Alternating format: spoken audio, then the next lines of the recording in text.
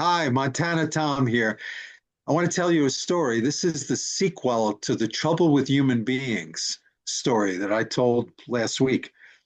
It's another example of how, if we tune into that voice, that knowledge, that intelligence that's in us, all our problems can be solved. We can even see into the future, so to speak. So, this story also takes place in Lake Placid. Uh, I was living with friends of mine, a couple, and in a house in Lake Placid, and it was time for me to move out. So I decided I was going to look for my own place. So I go up to my room and I asked myself, well, where should I live? And I knew it was going to be in the Adirondacks, but I didn't know where. And the answer immediately came back, Lake Placid, which made sense. I thought, yeah, this is the best place to be. It's the vibrant center in the middle of 6 million acres of wilderness. And then I said, but where in Lake Placid? And I really thought the answer was going to be a quiet cabin in the woods. But the answer came back, Main Street. And Main Street is the busiest place in all of the Adirondacks. It's like Greenwich Village in the summer. Hundreds of people walking up and down the street, busloads of people coming. I wanted quiet, wilderness, peacefulness. I said, Main Street. Now I'm having a conversation with this voice. Main Street, really? And it came back, yeah, Main Street. And then, like I'm taking dictation, a two-bedroom apartment over a quiet store overlooking Mirror Lake. Two-bedroom apartment over a quiet store overlooking Mirror Lake. And I'm just noting, I'm saying, okay, okay. Next morning, I have breakfast with a friend of mine who was a realtor for years in Lake Placid. And I tell her what I'm looking for. And she puts her head in her hand like this, and she's kind of shaking her head. And I say, what? What's going on? She says, first of all, there's very few apartments like that. Second, if anybody was leaving it, it would never go to a realtor. It would go to a friend who would contact the realtor and say, I want to take this apartment, and the deal would be done. Third, it's the middle of winter. This was middle of February. Nobody moves in the middle of winter. I said, well, I don't know what to tell you.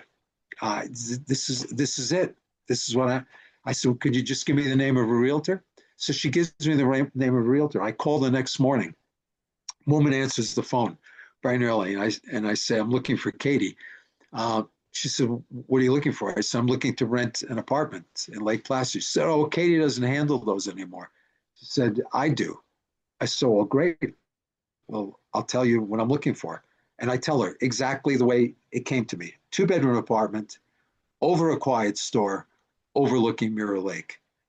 And now there's this silence. I thought we had lost the connection, which happens frequently up there. I said, Mary, are you still there? And she then it was like she leans into the phone and we're having this secret conversation. She says, in her words, she says, I have a two-bedroom apartment over a quiet store overlooking Mirror Lake. And I'm now, like the screw example, I'm now saying, what's happening here? One call, and I said, well, can I come and look at it? She said, yeah. I said, well, I'll be over there in 20 minutes. I had to clean off a half a foot of snow off my truck, and I drove down there, looked at it.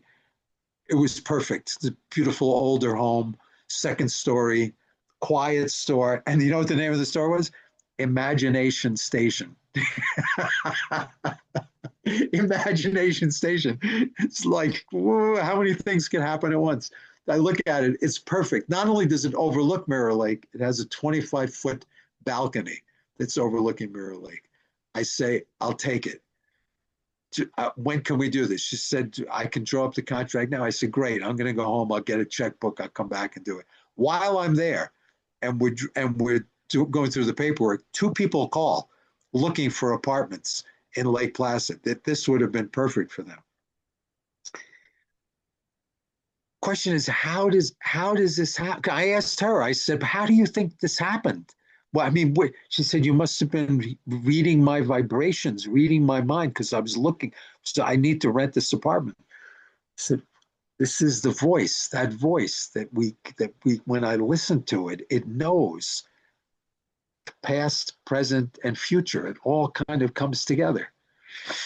So I hope you enjoyed this story. I look forward to talking to you again. Have a great day.